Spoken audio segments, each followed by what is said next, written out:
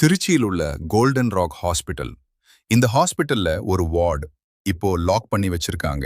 ஏன்னா அந்த வார்டுல நடந்தது இன்னும் எக்ஸ்பிளைன் பண்ண முடியல. ஒரு வார்டு மெம்பர் நைட் ஷிஃப்ட்ல இருந்தான்.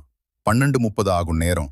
சடனா அந்த லாக்டு வார்டுல இருந்து மெட்டல் சவுண்ட், கிளாங் கிளாங். அது எப்படி அந்த ரூம் லாக் தானேன்னு நினைச்சு அவன் அருகா போனான். டோர் ஹேண்டில் தானாக மெதுவா அசைய ஆரம்பிச்சது. அவன் ஃப்ரீஸ் ஆயிட்டான். அதுக்கப்புறம் அந்த டோர் மெதுவா திறந்துச்சு. அவன் உள்ள பார்த்தான். அந்த ரூம்ல ஆபரேஷன் டேபிள் மேல் யாரோ படுத்திருந்த மாதிரி ஷேப். ஆனா யாரும் இல்ல.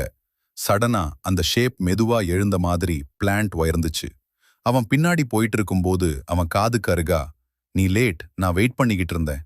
அவன் ஷாக்கா திரும்பி பார்த்தான். யாரும் இல்ல. ஆனா அவன் ஷேடோ மட்டும். அவன் மூமெண்ட்டுக்கு மேட்ச் ஆகாம வேற மாதிரி மூவ் ஆகிட்டு இருந்தது.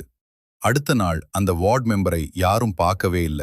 இப்போவும் அந்த வார்ட் டோர் இரவில் தானாக துறக்குது. இந்த வீடியோவை 2வது டைம் பார்த்தவங்க கமெண்ட் பண்ணுங்க. ஏதாவது ஃபீல் ஆயிச்சா?